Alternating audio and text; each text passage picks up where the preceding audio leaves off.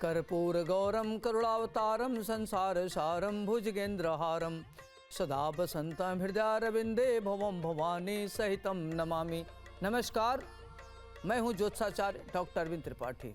Luck गुरु में आपका स्वागत है। लक यानी भाग्य। भाग्य सर्वदा हमारे जीवन को प्रभावित करता है, कभी अनुकूल रूप में तो कभी प्रतिकूल रूप में, तो कभी चुनौतियों के रूप में। जब भाग्य हमारा साथ देता है तो हम कठिनाइयों में भी रास्ता निकाल लेते हैं।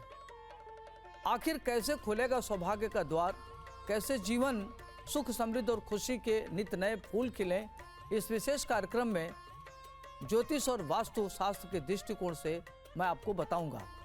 मैं आपको बताऊंगा कि आपके ग्रहों का किस्मत कनेक्शन क्या है, रोजगार, व्यापार, परिवार, संबंध, स्वास्थ्य, यानी आपके जीवन के हर मोड़ पर आपको क्या करना चाहिए, क्या नहीं करना चाहिए, किन मंत्रों का जाप करें और किस देवता की पूजा करें, भाग्य लक्ष्मी को कैसे प्रसन्न करें और इसके लिए क्या उपाय करें, इसके बारे में आपको विस्तार से बताऊंगा। अब हम बात करेंगे वृष राशि का चंद्रमा लग्न से लेकर के अगर 12 भाव में हो तो इसका क्या प्रभाव पड़ेगा। चंद्रमा की अपनी राशि होती है कर्क राशि। कर्क राशि में चंद्रमा स्वगृही का होता है। वृष राशि में चंद्रमा उच्च का होता है और वहीं वृश्चिक राशि में चंद्रमा नीच का होता है। चंद्रमा मन का कारक है। चंद्रमा मनसो जायते। चंद्रमा व्यक्ति के प्रगति करने में उसकी बहुत अहम भूमिका होती है। कहते हैं कि अगर आपकी थॉट प्रोसेस अच्छा है, आपके सोचने की क्षमता अच्छी है, पॉजिटिव सोचते हैं तो आप बहुत अच्छा कर सकते हैं। सोच ही आपको महान बनाता है, सोच ही आपको खराब बनाता है। तो चंद्रमा खासतौर से मन का कारक है। चंद्रमा व्यक्ति की प्रगति में सहायक भी होता है और बाधक भी होता है। तो आइए हम आपको बात करते हैं कि वृष राशि का चंद्रमा अगर लग्न से लेकर 12 घरों में हो तो इसका क्या प्रभाव पड़ेगा। वृष राशि का चंद्रमा लग्न में, लग्न प्रथम भाव, उससे देखा जाता है व्यक्ति का व्यक्तित्व, पूरा व्यक्तित्व देखने में कैसा होगा, व्यक्तित्व आकर्षक होगा, मानी सारी चीजें इससे देखते हैं। तो अगर वृष राशि का चंद्रमा लग्न में होने से, चूंकि शुक्र का घर है, शुक्र सौंदर्य का कारक है और चंद्रमा भी सुंदरता का कारक है, तो ऐसे जातक देखने में बड़े सुंदर होते हैं, बहुत ही शीलवान होते हैं और बहुत ही सुंदर, स्पष्टवादी, लोकप्रिय, ख्यातिलब्ध, सुंदर विचारधारा से युक्त, बहुत ज़्यादा महत्वाकांक्षी, अपने विजन को इम्प्लीमेंट करने वाला, दूरदर्शिता इनके अंदर कूट कूट के भरी होती है, कूटनीतिज्ञ होते हैं, राजनीतिज्ञ होते हैं और किसी भी परिस्थिति में अपने को ढाल लेते हैं। सुख के संसाधनों से युक्त होते हैं। पढ़ाई लिखाई करियर इनका काफ़ी ज़बरदस्त होता है। जो इनका बाह्य व्यक्तित्व होता है उनका आंतरिक व्यक्तित्व होता है। देखने में सहज होते हैं उतनी जटिल होते हैं, देखने में उदार होते हैं उतनी कठोर होते हैं।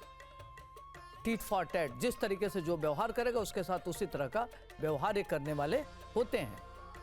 वृष राशि का चंद्रमा व्यक्ति को राजनीति में महत्वपूर्ण पद दिलाता है, ख्यातिलब्ध बनाता है, सुख के संसाधनों से युक्त बनाता है। व्यक्ति के अंदर चतुष्पद वाहन, माता का सुख, पिता का सुख, पत्नी का सुख और उसको चतुष्पद वाहन, हर तरह का सुख उसको मिलता है। तो वृष राशि का चंद्रमा लग्न में होना जातक को सभी प्रकार के सुख को देने वाला होता है। जातक आध्यात्मिक भी होता है, अध्यात्म में भी उसकी रुचि होती है, ईश्वरवादी भी होता है और समाज में उसका बहुत बड़ा योगदान होता है। ऐसे लोगों को मंत्रिमंडल में बड़े पद पर जाते हुए देखा गया है। अब आइए हम बात करते हैं वृष राशि का चंद्रमा अगर द्वितीय भाव में हो तो क्या होगा। द्वितीय भाव शुक्र का घर होता है।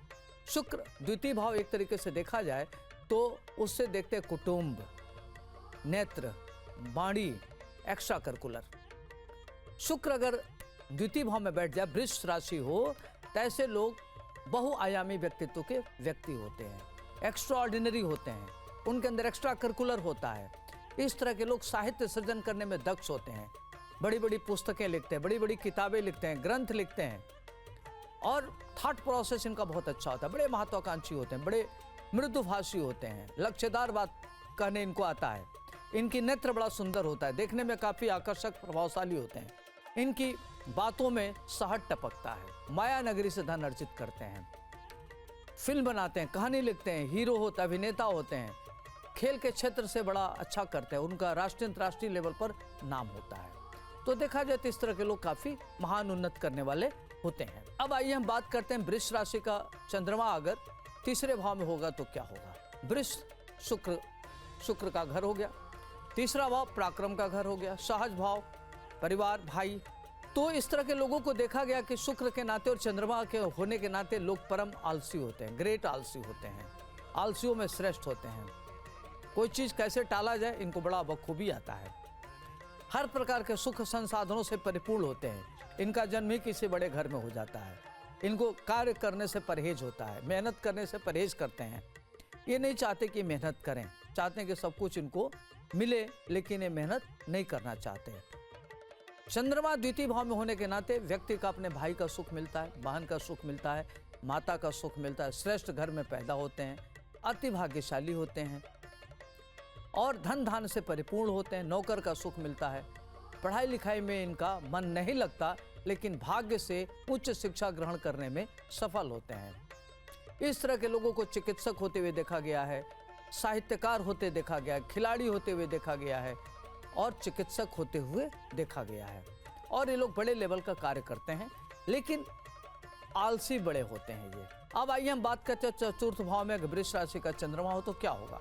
वृष राशि पर चंद्रमा उच्च का राशि कहलाता है और चौथा भाव माता का घर है, नौकर का घर है, भूमि का घर है, व्यापार का घर है।